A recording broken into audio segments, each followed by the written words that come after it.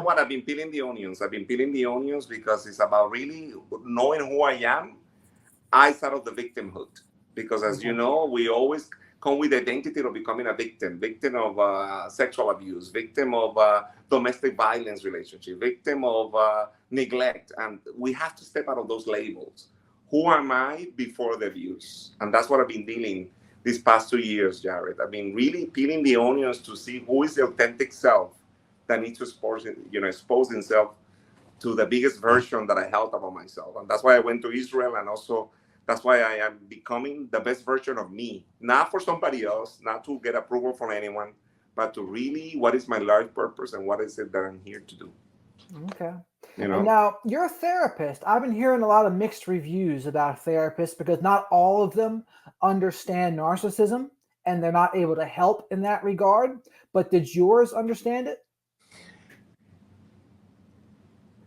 Narcissism is a mental personality disorder and it's considered under the psychological aspect. It is a mental disorder, so obviously a good psychiatrist will understand, a good psychologist will understand what it's about. And it's under the umbrella of mental health. So either we have to have compassion for me and also for the person who has experience, who is a narcissist, because sometimes we just don't have compassion for the narcissist. And that's something Okay. that the therapist is teaching me. It's a mental disorder. It's a characteristic that involves a personality disorder, which is painful because at the end of the day, the narcissist doesn't love themselves. And the bottom line is a lack of love and lack of self-respect. And no matter what we do, it's a personality disorder that unfortunately it hurts a lot of people around. And I think the Mhm. stages of healing are important there too, because once someone's in a good spot, they're a little bit removed from the situation. I think learning about the other side of it can help people let go of resentment. But just like forgiveness, I don't push for people to forgive or let go of resentment, but I'm certainly not against them doing it either. And I think letting go of resentment does absolutely help in the healing journey too, because when we're resentful, that only serves to hurt us. And But it's a scale, it goes through a scale of chronological time. It says that, studies say that it takes 7 times to let go of a narcissist. yeah, So, I saw you that. go, Yeah. you break up and then you go back again, you break up and you go back again. So, how many times I pushed myself because I didn't have enough experience to let go of the first time. But it's never the first round. It's never the first strike. It might take 7 strikes like a baseball game to really, lose the game. And sometimes when we lose the game, we win life. And this is about really winning life. Sometimes when you lose, you win. And I never True. realized that I was eating crumbs. I was eating emotional crumbs instead of the full meal. And I think part Ah, of the healing is to really not to eat emotional crumbs anymore. I love that because we don't hear that side. We hear narcissist and breadcrumbing, but we don't hear the other side of we're accepting emotional crumbs instead of the full meal. I love that. And why do I want emotional crumbs when the other side is much better? When you finally get into a healthy relationship, you really know what the full meal is about. So you stop eating crumbs anymore, emotional crumbs. And I said, Right. no more. It's that I really have to like tie myself to say, I don't want these emotional crumbs in my life anymore because it reflects in all the aspects of our lives, career wise, friendship wise. So it becomes like a virus, and so it becomes a virus in a mental and emotional way because you could have COVID, but the emotional virus that we encounter when we experience dysfunctional relationships affect the brain and the emotional system in a long term. And I think after it took me like probably like 4 or 5 years to really get out of my DNA system the abuse of a narcissist. That well, 4 to 5 years. Yeah. So, and you had multiple encounters with narcissistic people. Did you have an original story with maybe part of the family or something like that? And then that branched out into your romantic relationships? Well, I didn't know why my mother chose my twin brother as the golden child. So he was always the Ah, preferred one. He was always the chosen one. And I was always neglected emotionally, consciously or unconsciously. I was always the neglected one. So, I could see it in my own eyes how my mom and my dad chose my twin brother over me. And I said, well, okay, this is the characteristics of a golden child. And I wasn't the golden child. Maybe I was the silver child who won an award at the end. So you had a twin brother. He was the golden child. Yes. You were more of the scapegoat. Yes. And the That's excuse was always that he was always sick, that he was always the weak one. But that was the excuse.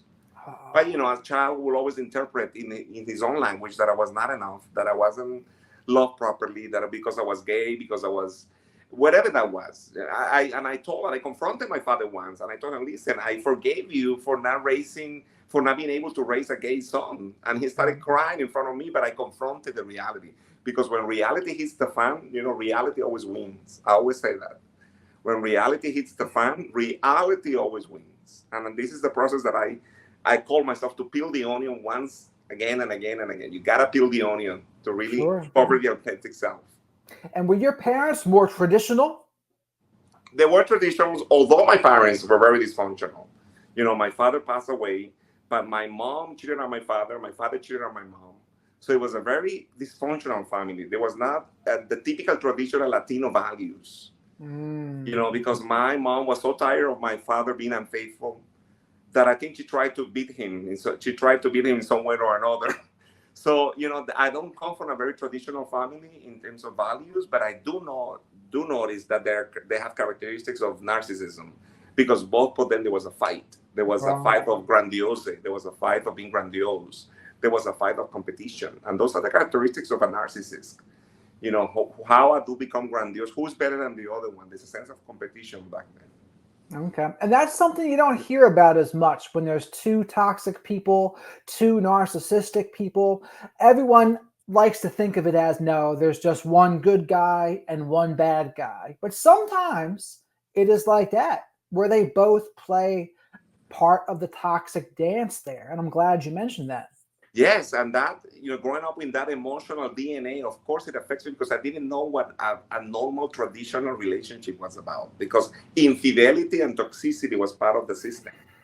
And when I encounter infidelity in my life, when I encounter toxic relationships, it takes me back to the root that I wasn't enough to attract healthy relationships in my life. And I take it and I own it instead of rejecting it. Because, one thing is to own it, and one thing is to reject a part of me that is part of me. Okay. And was there unique struggles too in being gay in that kind of environment as well? Because I'm sure people don't talk about that as much, but I'm sure it brings its own unique challenges. Yeah, imagine this kid, 13 years old, moving to New York, coming from Colombia in a very traditional society, and stepping into puberty, and stepping into the idea what it is to be gay in America. So for me, it took a lot of challenges to overcome and to really open those skeletons. So I didn't speak the language. I didn't have a father figure, a mother figure. So there was not a sense of comfort, emotional comfort. So I have to speak my own language. I had to learn how to speak my own language, of emotional language, to kind of develop who I am. So that, that's why my emotional and spiritual muscle develops. Through the pain, you develop this emotional resilience and the ability to be spiritual, because through pain, there's also lessons that you learn. And this is something that I want to teach people. Through the pain and the sorrow, you learn how to be resilient. And I think that is what makes a person successful.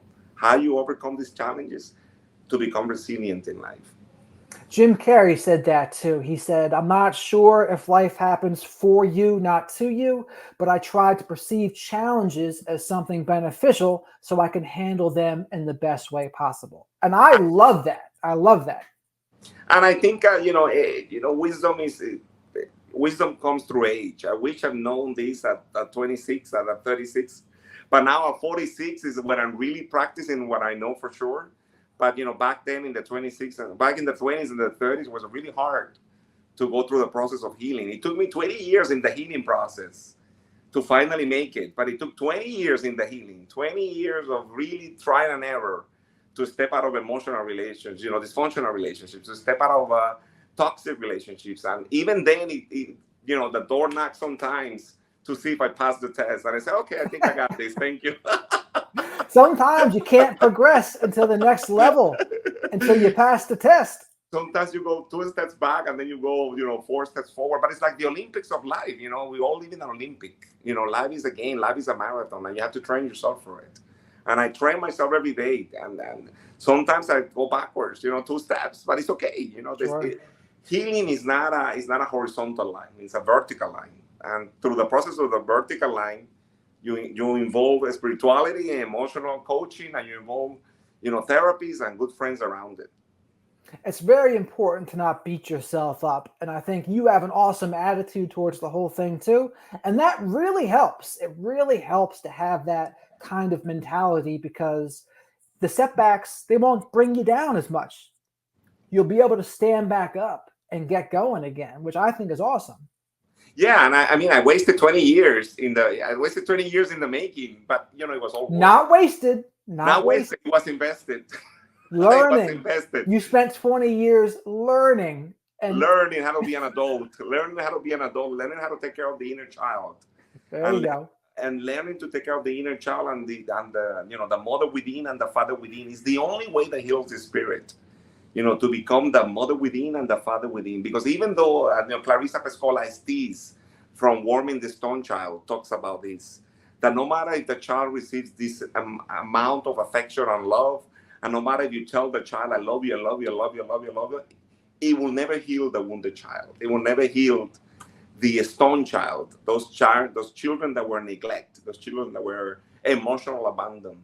It will never heal the child, even if the parents comes back. The only way to heal a wounded child is to self-love and self-care towards himself or herself. And that's what grows the adult, and that's what makes the person a whole, as a whole persona. I agree with that. I think living good today is the Yes. best way to go. And you've become pretty successful too. I didn't introduce you yet, but how would you introduce yourself to people?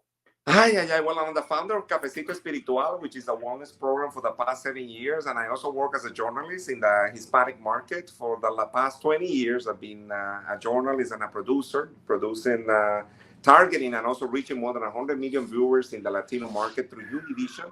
So for me, I work as a life coach at this moment where I teach people about spiritual and emotional wisdom. And I think in this epidemic of crisis and this epidemic of despair, we also need to have a vitamin for the soul. And that's what the segment is all about. It's called Vitamin for the Soul, which sometimes we just need a person just to either to listen to a message or to be the person that has learned something and could help other people in the process. So that's what I have been doing for the past 20 years as a journalist, now as a life coach, and also as a man of service. I always believe that once you become a man of service, the rest is just history. And I love that. Vitamins for the soul. Yes. Boom. Because if the audience can't tell, Carlos has that good vibe. He's got the energy. He's got the thing that you can't fake. I always stress that to people that someone's energy and their vibe, it introduces them before they say a word. And so you've got something that people are going to want. So I think you would be an amazing life coach for people. Thank you. And camera doesn't lie. Like you said, the energy doesn't lie. And I think that's what we attracts people through my audience, and they connected. They feel like I'm the cousin, the brother, the father that I never had. And they feel connected through my own challenges because I speak bluntly about, my sexual abuse. I speak bluntly about my first divorce, which was a nightmare with a narcissist. I speak honestly and openly about the challenges that I had in a spiritual bankrupt and emotional bankrupt. That's how I call it. Because when the spirit gets disconnected from the light, we have like a spiritual bankruptcy. So that's how I call it. And I use all these terms in a very common knowledge for people to learn about urban spirituality, because it has nothing to do with religion. It has to do with connection. Connection is everything. Connection absolutely is everything. Yes, and we connect through people connect with imperfections, and I notice that people write stories to me because of the imperfections of what I went through. If I tell you that I'm perfect, that my life has been perfect, there's no connection. Now you're right about that. I was reading a book where it said the very same thing. I think it was about boundaries, but they said it's the little ups and downs and the parts of our soul that are jagged. They're the parts that people can connect to because now you're human. And I Yes. think that really stood out to me when I heard that. And I use have used different healing methods also, not only psychology. I use family constellations. I have used a lot of healing methods that have helped me in the process of healing also. So there's only one way of healing. So people are not used to the therapy, which is great. So, but you find a way that makes you better. So I'm not saying that therapy is 100% the best way to go, but it helps. It has helped for me, and Yeah. there are other ways to do it. But the best thing to know is that when you know better, you do better, and that's what it's all about. When you know better, you do better. Yeah, I agree with that. I think whatever works for people, that's what I'm all for. And Yeah. you got me thinking here too.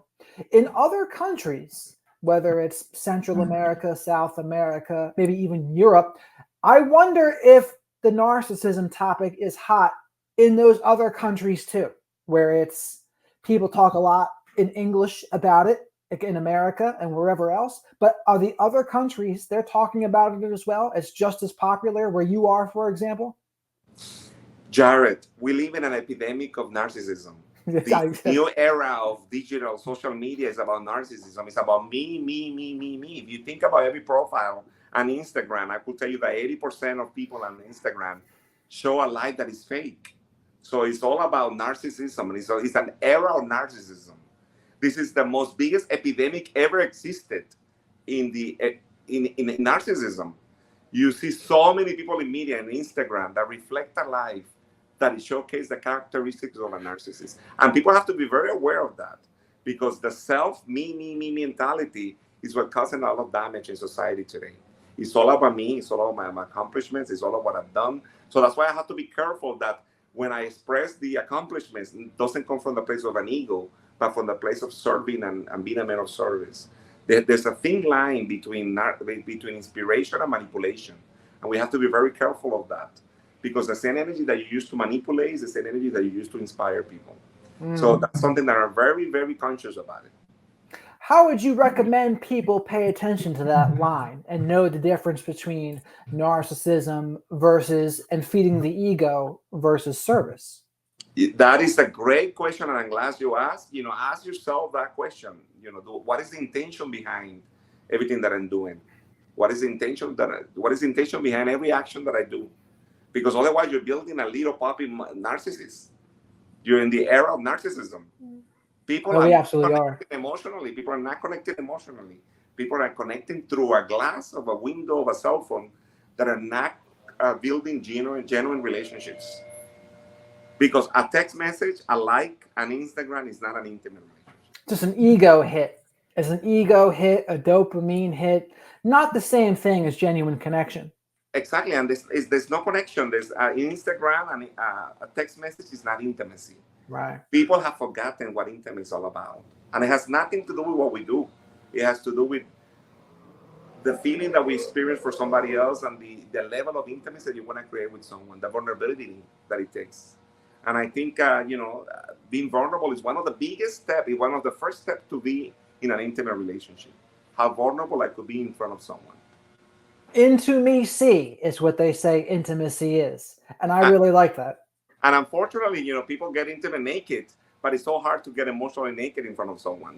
It's like, it's so easy to get physically naked, but it's so difficult to get emotionally naked in front of someone. Now, that's a good part to go over too. Emotional vulnerability, or I should call it this emotional nakedity, emotional nudity, perhaps. Is that what you would call it? Well, yeah, it's so easy to be physically naked, but to be emotionally naked is the challenge, is the most challenging part. And how do you recommend people push through that so they get comfortable with being emotionally naked? You have to be vulnerable without expecting anything. Ah, Because a child plays just for the sake of playing. He's not expecting to play back. And then it goes back to the things itself. What is it that it takes for me to be vulnerable in a sense that there are no expectations? Because, expectations create resentment. So when you expect something, you create resentment. And it's really about being the authentic self to come out. And I think that's the process of peeling the onion. Again, we got to peel the onion to become the authentic self of who we are. right. And And I I think think we're, they and I say think to we're expect us to be disappointed is what they say. And to give with strings attached, not quite genuine giving when there's strings attached, but to give without the expectation of something in return. Well, that is a transactional relationship, Yeah. because when you're expecting something, it's a transactional relationship. And that's one of the characteristics that I had to step out when I was dating narcissists. That my relationships are genuine, that there's no transactional relationships. And that's a very key point that you mentioned, because part of the part of the bonding in a narcissistic relationship is to give, is the supply. Right. And then you're in that energy level all the time with a narcissist. So how do I develop relationships that don't require any transactional relationship with somebody else? So That's a very you had dated multiple narcissists then? yes, yes, Okay. and that's why I think I learned the lesson that if it doesn't have to be emotionally only with in an intimate level, but also friendship and also in a work environment. You know, work environment is expected because there's a duty to do, but it's transactional. Right. But in an emotional level, if there is a transactional relation of supply, give and demand, it's not a healthy relationship. And I could put that to anyone. You could put it to the test, and you could put it to any psychologist. You could bring any expert. Any transactional relationship, there is an expectation. So obviously, it's not a genuine relationship. All right. That makes sense to me. And you mentioned before it can take an average of 7 times to stay away. But perhaps in those earlier times, what was going through your head and heart when you would go back? Because I'm sure if you talk about it, a lot of people would be able to identify with it. Well, it's like a drug. It's worse than cocaine. It's worse than heroin. But this is an emotional drug that goes into your system. Like that. I mean, you want that thing to go to your brain, and you can't explain it because it's like you're craving something and you still don't know what it is. And technically, you know, scientifically, there is studies or shows that when a person gets addicted to another person, he gets addicted to the dopamine. It's addicted to the drug that goes to the brain. It's like a different type of drug, worse than cocaine. Because the person can pick up the phone and you can touch them and they can talk to you and you can hold them and sleep with them. It's unlike the drug, like the substance is the substance, but a person, that's a different ballgame. And we go back. It goes back to the wound of the childhood parent. It goes back to the wound of the child that was not taken care of properly. Then the wounded child that was in mom and father. So it goes back there. But that's the first characteristic. But the second characteristic of that is that we go deeper into the healing and recognize that that's the emotional DNA that I was structured. But once I realized I was structured in this emotional DNA, what is it that for me? What does it take for me to create a different inner engineering for me to move forward? And that's where the healing comes. When Sure. you confront the aspects that are, I call the dark aspects of the soul, the dark aspects of the heart, when you really have to go deep inside, be honest. What is it that I'm lacking? What is it that creates this process of me to really step into this dysfunctionality? And But that's a that takes another very important conversation. question. That's a very important question, though, to ask yourself, what is this person doing for me? What is it that I'm really so attached to? And yeah, you can say it's a trauma bond, and it is, but there's also more. And to Yeah. me, it's maybe you're getting a feeling of peace temporarily when you're with that person. That inevitably turns into chaos later, but it's peace momentarily. And you feel better about yourself, or you get outside of yourself, if only temporarily. Yeah, because it's a band-aid. But Yes. once you're going deep inside into the wound, once you go inside the heart and inside the soul, and once you go inside the memories and those aspects of the heart that are dark, and you really put light over there, then you understand that you come from the source and there's nothing lacking. And the lacking is what creates suffering. Because I come from a place of lack. So every time I come from a place of lack, I always make the wrong choices. Mm. Now that's a good thing to go over too. How do you know when you're doing things from a place of lack? Your body senses it. Mm. And that's the level of intuition never lies. There's something that is just not fitting here. There's something not right. When I operate in that frequency of lack and that is not enough for me, is when I operate from a place of really coming into suffering with somebody or with something. And that's I have to be very conscious about the decisions that I'm making. Do I make this decision out of lack, or do I make this decision from a place of abundance and there is enough for everyone, including the perfect relationship for me. And I think also Mm-hmm. that's why it's so important to trust our gut and to trust our intuition, because I think that's part of that. When we are trusting ourselves and our gut, we'll be able to tell if we're doing something from lack or a poverty mentality, as they'll call it, as opposed to abundance. And I have to admit, my first husband, I met him today. I married him 15 days later. 15 days? I mean, only an unhealthy person will do that. Only a sick person will do that, because I didn't want to be alone in Miami. I felt like Miami was too big for me, and I make one of the biggest mistake to marry someone in 15 days without knowing this person.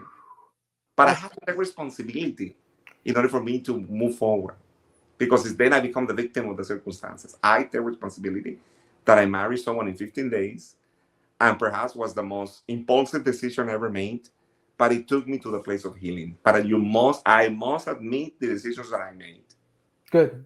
That's the accountability, right? And that's the Of difference course. between people that can't take accountability, people who are more narcissistic, can't admit they're wrong. They don't begin healing because they can't do what you just did.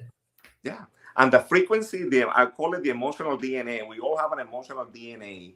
My product came in a wrong manufacturing company. So, I come from a very, I call it like, I don't know, the manufacturing was kind of improperly placed. The DNA was Yeah, all but helter remember, skelter. we come from a generation of parents that never went to therapy. They never processed their emotions. They never went through a system of, let me see what it is. This is the generation that has to heal previous generations. This is the first generation that comes up front to mental health. Yeah, because your parents are probably around the same age as my parents, were like their 60s, in the Yes, 70s. yes. That generation, they didn't do much self work. They never went to self-reflection. They never did No. therapy. They never did anything that has to do with the spirit and the soul.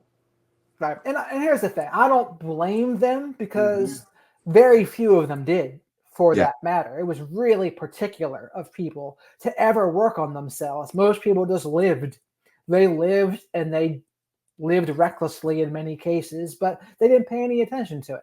But I just know that for what it is. And it helps me to let go of resentment too, honestly, where I say, you know what? It just was what it was. Like they weren't doing it, but it doesn't change what I have to do now. I have to do what I have to do. Yeah, and I mean, but I wanted to give it a language. You could call it emotional neglect. You could call it, Yeah. lack of parenting skills. You could call it, I want to give it a name, because then it doesn't become an iCloud. That's why part of the healing is that we confront our reality. And once I confront it, I could process it and move forward. I admit that I have, parents that are narcissists. And it really has helped me to be realistic about it, instead of just putting a fantasy Yeah. around And it. yeah. And that's where the labels can help. The labels can help identify what you're dealing with so that you can make the steps to improve and move forward. Yeah, and I think the stages of healing, like I'm saying, the first stage of healing was very painful, to understand that I made so many mistakes because I was very emotionally immature. But now that I go through this process of really, wow, let me feel my pain, let me feel the aspects of me that are very, very confronting, so I could move forward and become a better version of who I am. You got me thinking too. Two Hmm. things, really. One of them was everyone has feelings they really don't like to feel, and that depends on the person. For Yes. for me, for example, I dislike new things. The discomfort of trying new things, and the Mhm. ear for every small thing that I do wrong feels like a huge thing, and it's not very good. Like it's one of my big things that I try to work on because I know it holds me back. But everyone has their own thing. I don't know, what were the things that were difficult for you? Again, when I moved to Miami, I thought it was like a big milestone, but now I realized that it was so easy, and again, being in this, what does it take for me to step out of a very uncomfortable or comfortable area? Because sometimes the comfort zone also hurts and it's Mm. painful. It's painful to be in the comfort zone also because it creates pain. And life starts outside of the comfort zone. That's a big one. And you know what you also reminded me of? The story of Cupid's arrows. Are you familiar with the story? No.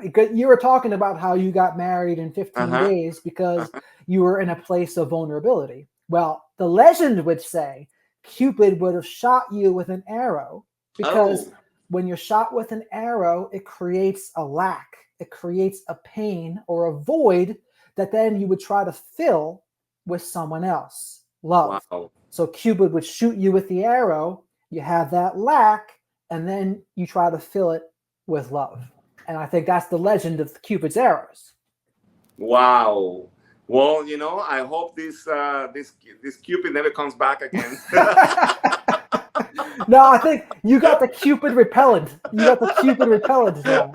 I hope that Cupid comes with a lot of, like the small letters to read them before they go shopping. His arrows are rubber now. They won't be able to pierce you.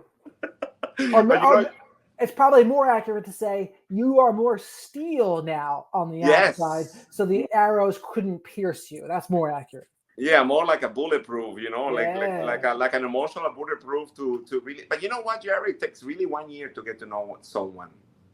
Yeah, I agree with that. It takes at least a year to get to know someone, and I think through the process, you gotta do the trial and error for at least a year. Friends, co-workers, people that want in your intimate life, at least 1 year of testing, because you'll be surprised Yeah. what happens at the last day. You got to see them in all of the settings, like all of the Yes. family settings throughout all of the seasons. And then there's even a bigger step, which is living with them.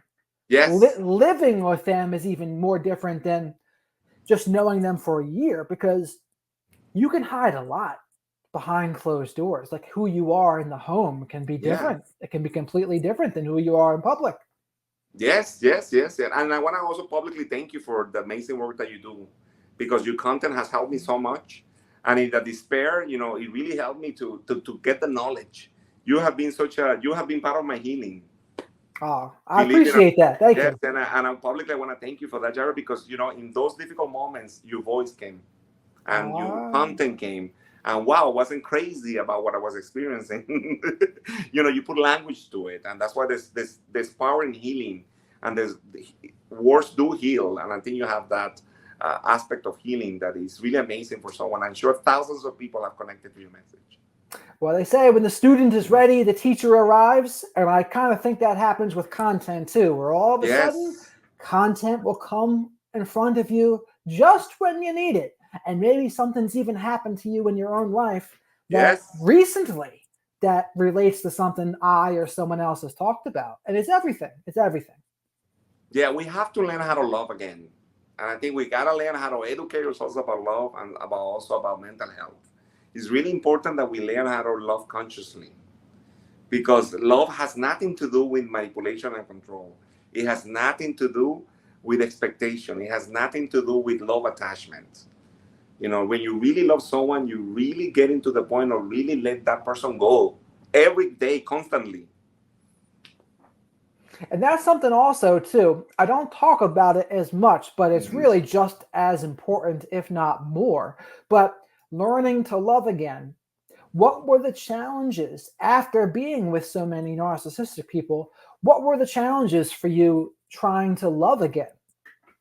I had this conversation with a friend of mine yesterday. Despite the emotional abuse, despite the sexual abuse that I experienced, despite the neglect, despite of not being properly loved through a mother or through a father, I never lost hope that I was a special child.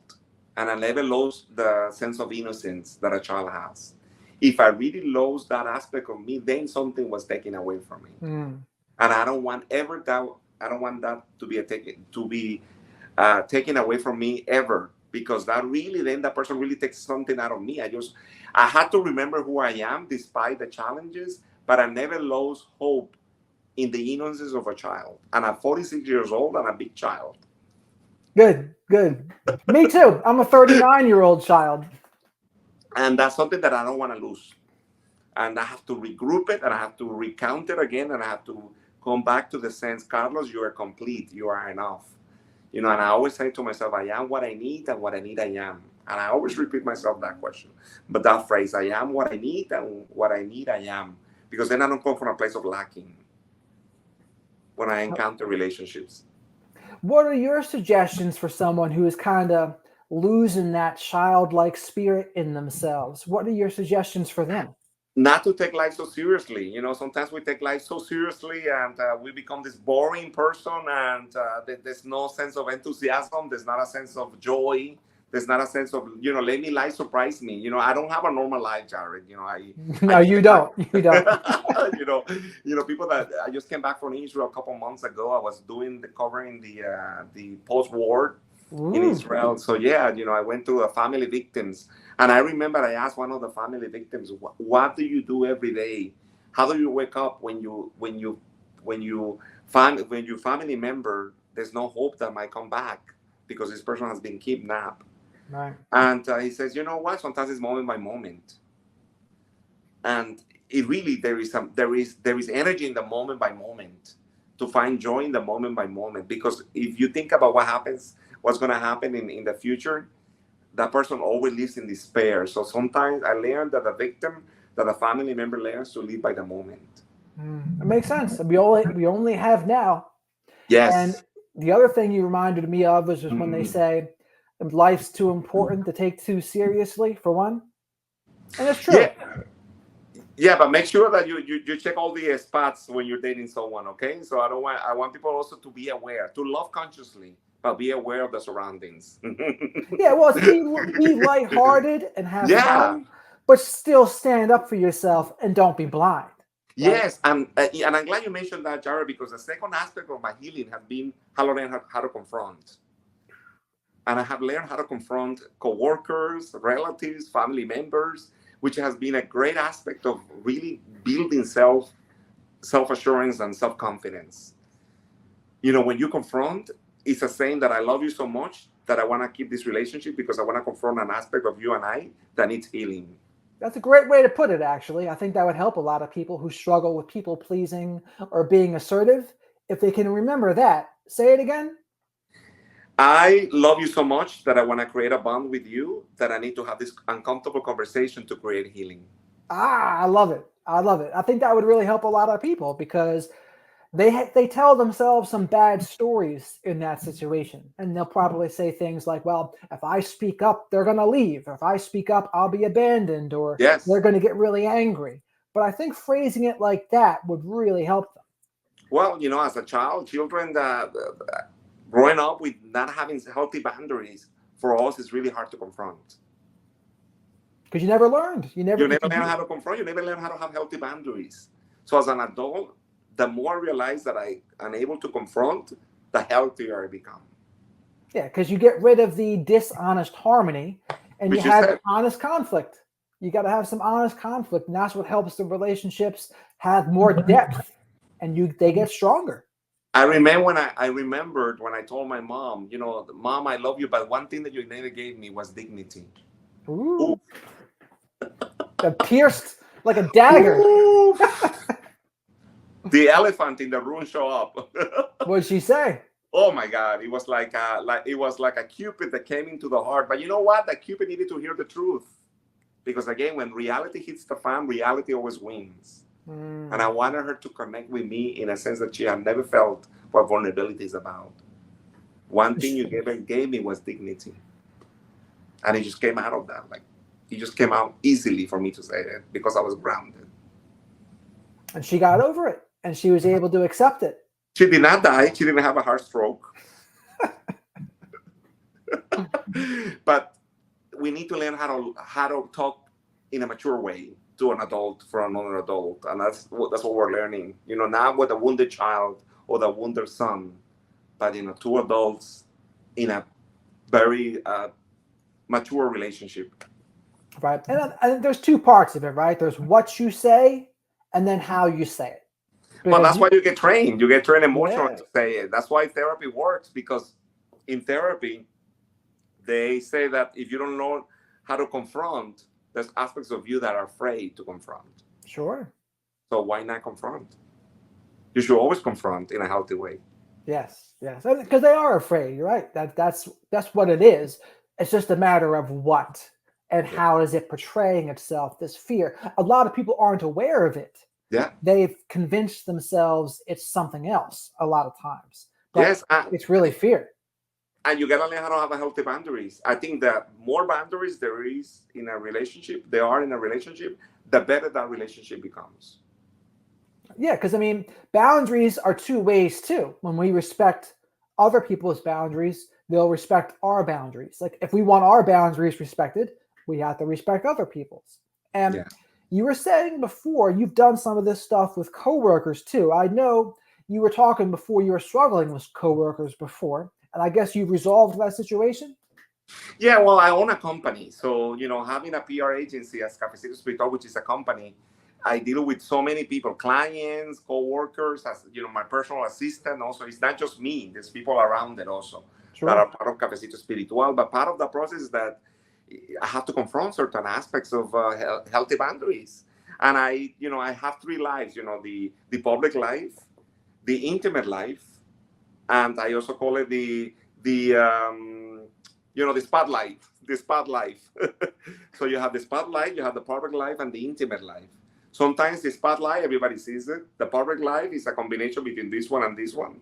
So that you have these three lives that get intertwined and they get interchanged.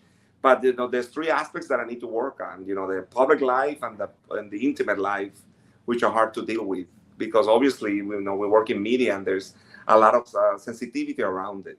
But again, when you're exposed to a public life, there are certain boundaries that we need to encounter that are not normal to a person that works in a bank for 9 to 5. Sure. You What know, suggestions do you have for people for boundary setting in a work environment or between employee and employer or vice versa? I believe that attitude is everything. So you have a good approach towards a work environment. It really helps a lot to soothe certain conflicts. But I also feel that a lot of conflicts in work environments because people are not living their life purpose. So you have someone that is creative working in a 9 to 5 job in a bank, which is not something that they want to do. So a lot of conflicts is because people are not positioned in the right setting to develop and to nourish who they really are, and that's what creates a lot of problems. That's probably happening all the time. All I Only mean, 3% of the world lives their life purpose, and that's something that imagine 97% are miserable because they have a terrible marriage or they live in a terrible work environment, and it creates anger. you reminded me of a lot of things Jim Carrey said. Jim Carrey also said that most people choose their paths out of fear disguised as practicality. That's one thing. And then he learned from his dad that his dad, he lost his job as an accountant. It was something that he never wanted to do. He Yeah, could have been a good comedian, but instead he lost his job and they had to do everything and anything they could to survive. And Jim Carrey said, I learned from my father if you can fail at something you don't want, you may as well give something that you love a shot. totally, totally, and that's why you have to step out of your comfort zone and really live your authentic self and really step into the game of life because again, life is a marathon, and you have to be train yourself for it.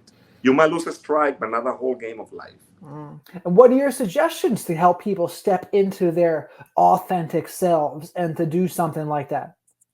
We take for granted the time. We take for granted I have so much time to do this, I have so much time to do that, and I'm 46 is when I'm really beginning to really really peel the onion. What is it that I want to do? But we think the time is going to be granted for the rest of our lives. It's something that you will never. Every day you waste it. This is something that I learned from my therapist once. He told me every day that you waste in an unhappy relationship with a narcissist is a day that you will never recuperate. It's And that, true.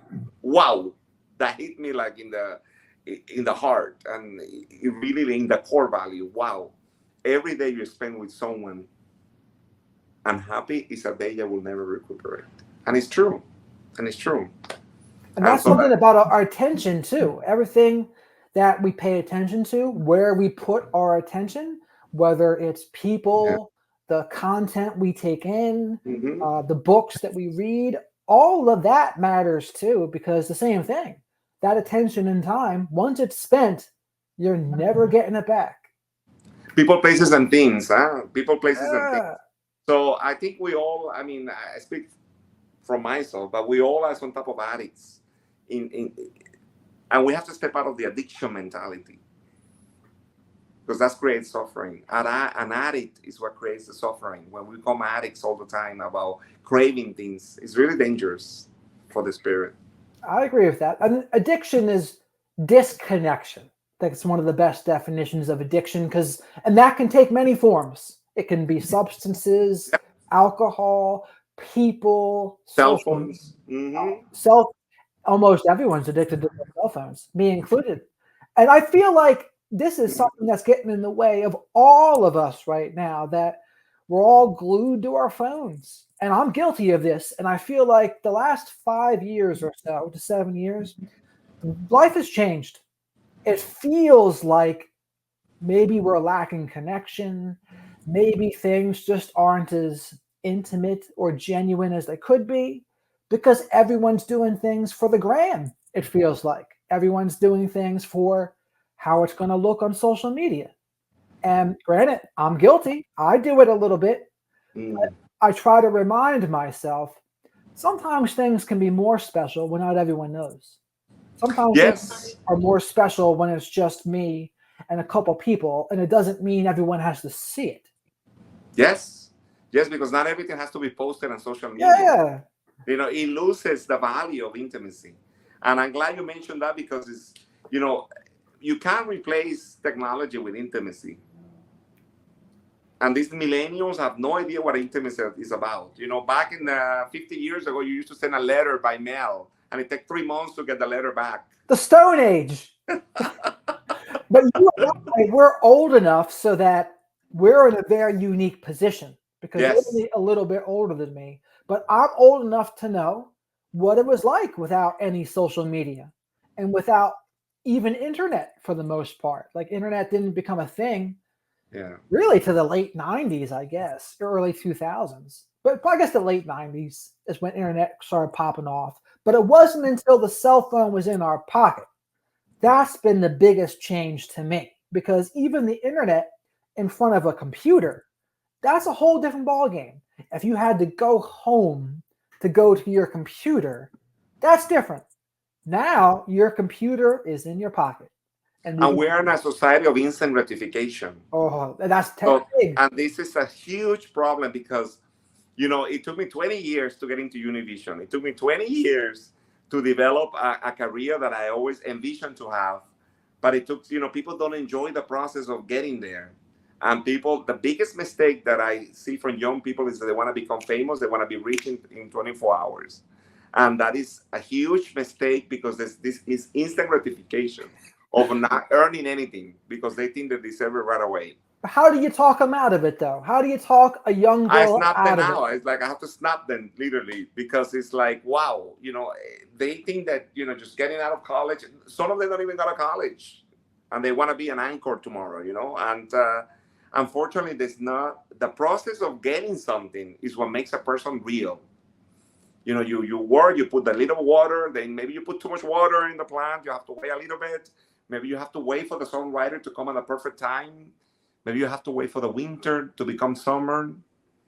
Maybe you have to move from another state to be the person that you wanted to be. But the instant gratification is what creates damage. You know what the kids will never know these days? They'll Uh-huh. never know what it was like going to the CD store to get a CD. They'll Yes. never know what it was like going to Blockbuster. They'll never know what it was like not being able to search a song that you wanted and get it instantly on YouTube or Spotify or whatever it is, and having to wait. Oh, and then not having Google at your fingertips. You actually had to go to an encyclopedia or go to the library or something. The kids will never know. They don't know what that's like. They haven't had it.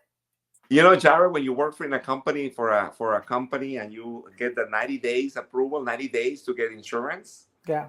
well, same things happen emotionally. Don't get sexually connected through at least 90 days with someone. I can see that.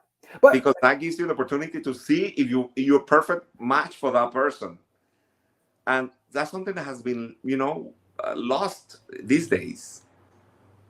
Wait at least 90 days to get emotionally or sexually involved with someone, and you see what you get. I think if you make people wait 90 days, you'll get people that are really only there for good intentions, I for the think so. very most part. For the very most part, but I think so too.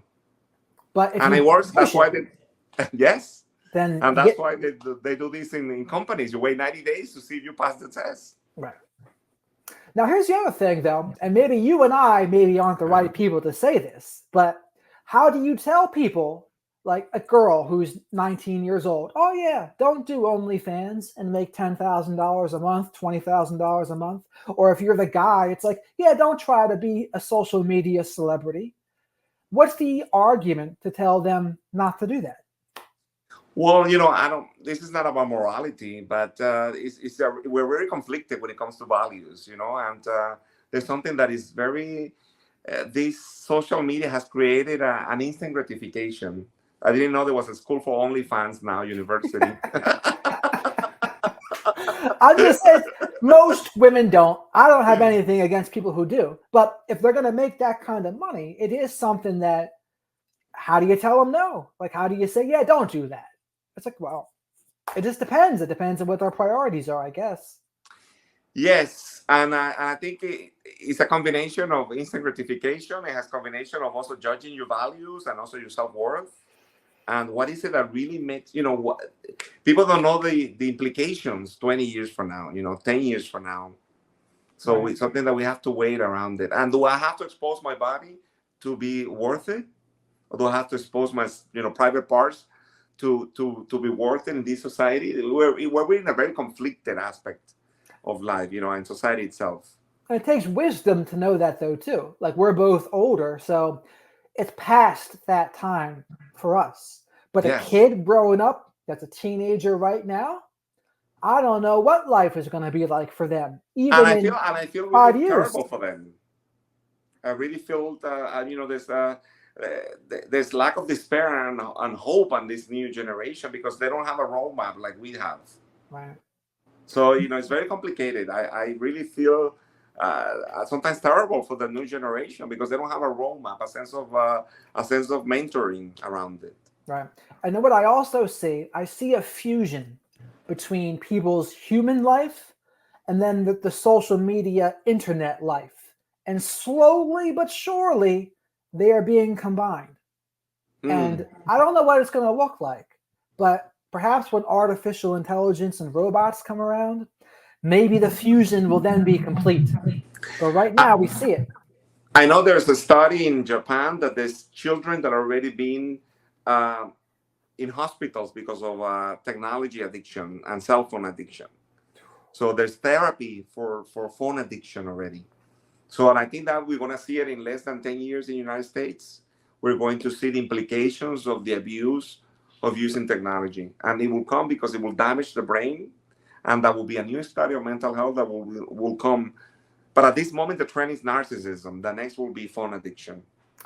I think you're right on the money with that. I'd be very curious how they treat it because, I mean, I guess they take away your phone, right? They say, Yes. yeah, no phone, no internet. And that Yeah, no, but works. you take the drug out of the person that is already sick. So Yeah. it's like a cold turkey. Well, yeah. But they go back to their life. What do? Do they say, only a flip phone for you now? Well, I don't know. the children in Japan, they explode, and that's why they become angry and they become furious, and they go crazy, and that's why they go to therapy for that. It's like a rehab. It's like you really have you kind of like you have you basically had a breakdown. So I think we're gonna see that because once you have an obsession, you can't think anymore.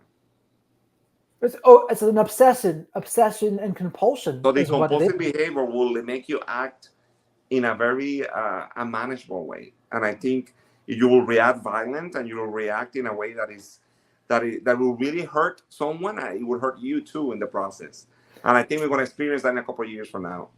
I think we're just going to see the disconnection. We're going to see more and more of the disconnection that social media creates, where people might have connections online, But those connections are usually much more shallow than the ones that you Yes, can get in person with someone. yes, and I do see through the millennials that they don't connect the way you and I do, because for them a like is a connection, you Yeah. know, an emoji is a connection. So the emotional aspect is totally different for them, which is really difficult to understand. It's a language within the language. I mean, it's better than nothing. And I think it has its Mhm. place. Like some people go to Reddit and they talk about all of their issues. Yeah. There's a subreddit for everything. There's a subreddit for narcissistic abuse. There's a subreddit for relationship problems. And, they get intimate anonymously, is what they do. Mm. So you can still develop connections, but I don't know how many people are seeing people in person that they met through Reddit. It probably happens. I just don't see it very much. Yeah, it's a complex. We're still gonna again peel the onion and the complexity of what is technology versus emotional and spiritual and mental health. I think we're still gonna work on that for a couple of years. Oh, There's a lot of work to be done. forever. It's going to be Yes, forever. yes, And yes, yes, yes. the other thing you had me thinking was too, I asked you before about do they talk about narcissism in like Central America, South America? I should have known the answer is yes. I've talked to people from all over the world, from Australia, from Sweden, everywhere. So it's like, of course they are. That's it. Yeah, Not it's like addictions. Addictions doesn't they don't addiction is from every gender, every country, every culture. You know, addiction is an addiction. Every profession, same thing as narcissism. Every profession, every gender, it doesn't discriminate. right, exactly. Now, a couple more questions for you here Uh, before I let you go. What has been the biggest thing that learning about narcissism has done for you? What has it done for your life? that I wasn't crazy and that I was exposed to an abuse physically and emotionally that few people can experience until you go through it. Mm. Because I thought it was depression, I thought it was anxiety, it was not the abuse of narcissism. The anxiety that I guess involved when a person has mental problems, when you have a loved one that has a mental condition, and that you're affected by the narcissism and the mental condition of somebody else. And that has been the biggest breakthrough in my life because I didn't know what it was until I encountered it. Until I put myself in through my mom, through my dad, through my brother, through my first husband, through my best friend, that I was encountered through, and my whole system was around narcissism. And I could have a PhD in narcissism because I've been through all of the angles around it. And I know exactly what it takes for someone to be in that position and to be in pain and suffering and to start from here to there to become someone better. Mm. I love that. And I think it invades every area of life. When you've had narcissistic parents and then dated narcissistic people, it is all encompassing. It invades every area. It It's like a touches every virus. area. Yeah. It's like a virus. And it really touches every area of your spirit. So Yes. it takes really a full body cleanse to get rid of it. Yes, and I also had to learn how to be not to be selfish, that my relationships are not transactional. Because that was what fits the narcissism. The nuclear family is fed by the idea of transactional relationships. That's something that it takes a lot of process to heal. Now, to expand on that part, how would you know if someone's in a transactional relationship? What are the signs and symptoms? There is a supply and demand. So it's like economic. Okay. And so someone is supplying narcissistic supply. Either Maybe power, prestige, money, status, sex. So, I have to make sure that I'm not in that frequency. The people that are around me because they want to be with me because they love the essence of who I am, not because they need something from me. So I've never heard it put like that before, but I really like that. So supply and demand is how you know a relationship is transactional. Bingo. That's a clip right there. Now, therapy. What has been your biggest lesson from therapy? The biggest lesson in therapy has been that every time I do therapy, every time the onion gets peeled, and I become stronger, and I become wiser, and I become the best version of me. And I love it because, wow, mental health is an amazing thing. It's like going to the dentist. It's like going through a checkup, a physical checkup. This is a mental checkup. And every time it's revealing, it's provoking, it's uplifting. And that is the road. I think people should have therapy every single, every week. People, we need to develop a society that has a fashion trend to go to therapy. I think it's catching on. It's the more and more it's catching on, where the people used to say, "Oh, if you go to therapy, it means you need help, and it's something to be looked down upon." But I say, therapy, just like coaching, it can help everyone. Just even talking to someone about your issues, but more importantly, it's when you apply what you learned. And so when you go to therapy, what is your indicator for yourself? Okay, Carlos is in the right path here. I'm going down the right, things are in tune. But then there's also red flag signs that maybe you're falling off the path. What are the differences between the two for you? Well, again, like I said, healing is not a horizontal line, it's a vertical line. So the answers will not come horizontal, will come vertically, So you learn through the process of trial and error. But what I have noticed that these past 2 years, my life, professionally and personally, has bloomed, like it's that this lotus flower that blooms in this ugly water. You have this lotus flower that blooms in this ugly water, but look at this amazing flower blooms. And that's how I want to use this metaphor in my life, that I became a diamond that was polished, and every time you polish the diamond, it becomes better. And that's how I want to use this metaphor, and this catalyst of really transforming your life to the best version of who you are. The best is yet to come. And I want to stay into that frequency, that the best is yet to come. Tony Bennett. Yes, that the best relationships are better, that the best menu is coming ahead. Okay. I think Frank Sinatra and Tony Bennett be talking about that. Yes. I don't want to lose hope that the second, that this time my life is gonna be sweet. The kisses of the universe, when the universe gives you a kiss, that's how I feel. Like I feel like the universe is gonna give me the keys of the universe. Like the blessings will come into a wiser self and into a wiser frequency. I love it. I love it. Now, the last thing I want to ask you is, when you're a life coach, what have you learned from coaching others? Because I bet you this has been a new part of the journey for you, and we definitely learn things when we're coaching. So what have you learned from doing that? Jared, regardless from Africa, regardless in Colombia, Argentina, Mexico, New York, regardless if you have a client in Spain, everybody wants to have connection. Everybody wants to be happy. They want their children to be healthy. They want to have a roof under their head. They want to make sure that you belong to someone. Do I belong to someone? That's a big question. And whatever I say doesn't matter. Doesn't matter what I say to you. And that's what I learned from all of the clients. Does it matter? Does it have value on what I'm saying? And that's why I tell all my clients, yes, I hear you. I listen to you. I love it. I love it. So where can people find you if they want to use you as a coach? Cafecitoe Spiritual is right there. You see right there in Carlos, a Cafecitoe Spiritual. And I always say, Jared, you always have to be healthy, happy, and holy. 3 aspects: healthy, happy, and holy. The 3 H's. Healthy, happy, and holy. Is that like the opposite of the Triple H wrestler? Triple H, I think his name was? Well, no, I don't. But again, I want you to be healthy, happy, and holy, okay? Remember that. So if anyone wants to be healthy, happy, and holy, you reach out to Carlos there, and they can find you there? Yes, a Cafecito Espiritual. Cafecito Espiritual in Spanish means spiritual coffee. Oh, see, I didn't know that. I didn't know that. Spiritual coffee. It's like, when you go to Miami, you tell someone, I want to have a cafecito, a coffee with you. So that's why we branded this company into a very familiar face. Let's go and have a coffee. It's a small coffee, a spiritual coffee.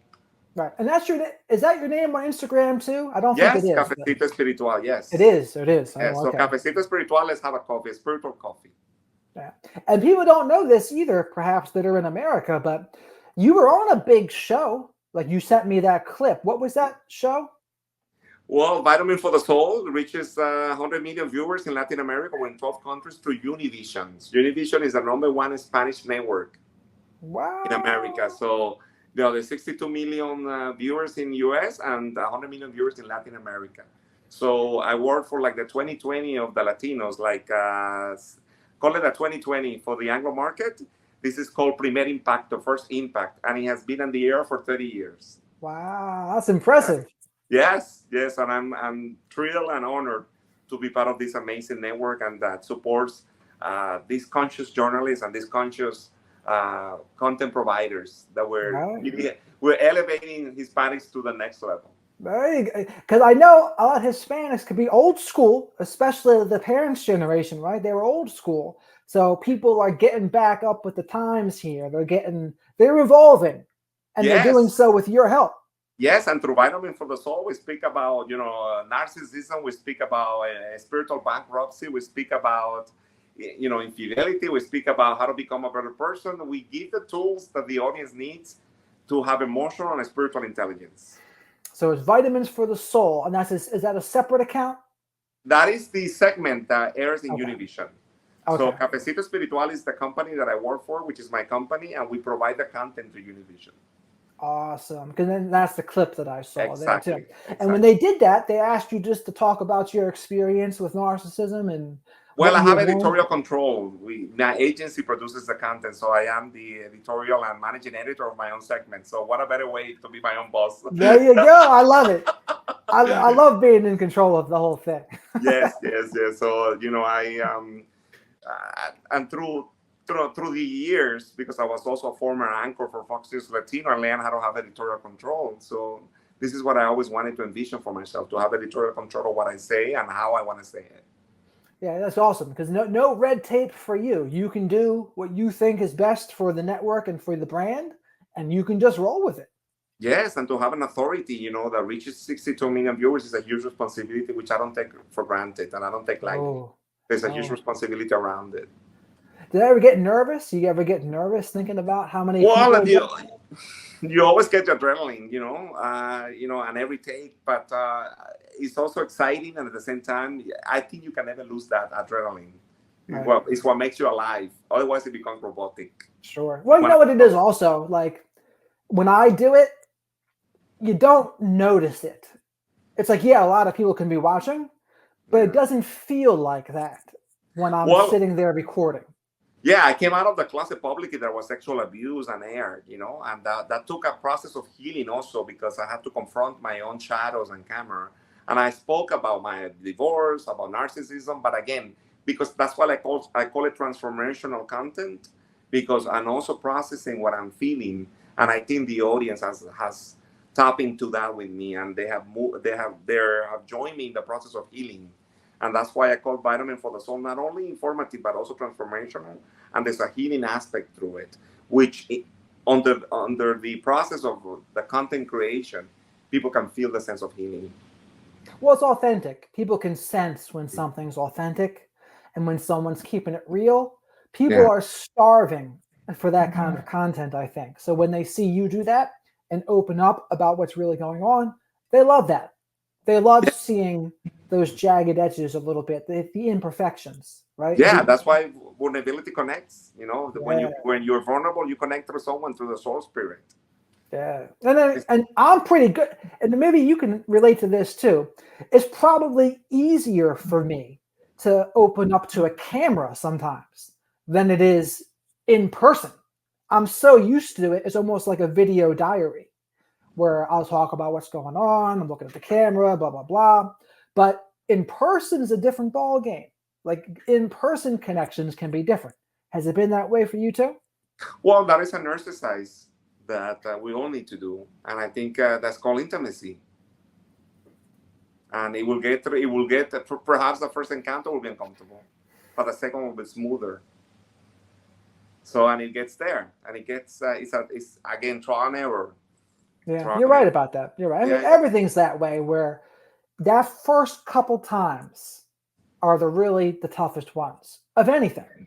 Yeah. And then that's the other thing I like to mention too to people, the difference between the uncomfortable feeling of something that's good for us versus the uncomfortable feeling of maybe our boundaries being crossed or something that's not good for our spirit. And you know what the difference is? Mm. The difference is the thing that is good for you will not feel as uncomfortable for as long. The thing that's bad for your spirit will continually be uncomfortable and it won't get better. So I like that distinction.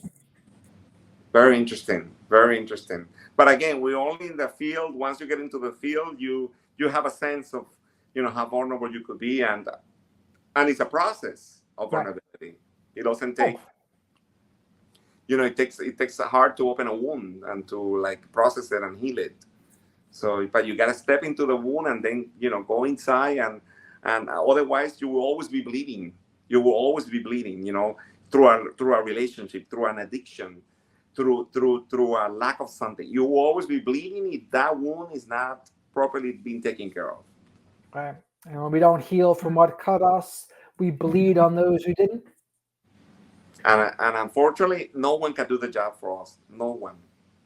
Only ourselves. We gotta do this inner work, and we gotta step into it and really move forward. But it's not an easy ride. Oh no, but it's worth it. Oh my God, it's amazingly worth it, and I would not change anything around it. Yeah, it's an inside job, is what they say. Yes. But it got me where I am. So I'm blessed for that opportunity, and I for that I say thank you and amen for that. Love it. Well, Carlos, any other closing thoughts here before I let you go? It has been a pleasure, Jared. Again, thank you for being this part of this amazing journey. I feel like you're part of the family already. And, I want to, again, congratulate you for the amazing work that you do on behalf of Cafecitoe Spiritual, and also on this man of service, Carlos Anaya in Miami. You have a friend, and I hope that the best is yet to come for you. And I know for sure that the best is yet to come. And thank you for inspiring so many people. My pleasure. And you've always done a great job of making me feel welcome and like a friend, like you've known me for years. So I've always appreciated that about you. From the very first time we spoke, however long ago that was now, maybe over a year ago now, maybe. Yes. And your mother wanted to come to Miami to have a cafecito with me, a spiritual coffee with me. You're down. I'm down. So you know what you need to do? Just book the flight. You're right. It is that simple, though. Book the flight, simple as book the hotel, and what's the third step? Just get into the airplane, and I pick you up at the airport. That's all you got. See, this is what you can look forward to with his life coaching. He'll get you to book the flight, book the hotel, boom. And you're ready to go. Like finito. It's really easy to do it. You see, it's a how to do it. I love it. I need that though, and I bet you a lot of other people need it too. So yeah, so you will love Miami. It's a great place to be. All right, my man. I appreciate you. We're gonna end the click here, end the recording.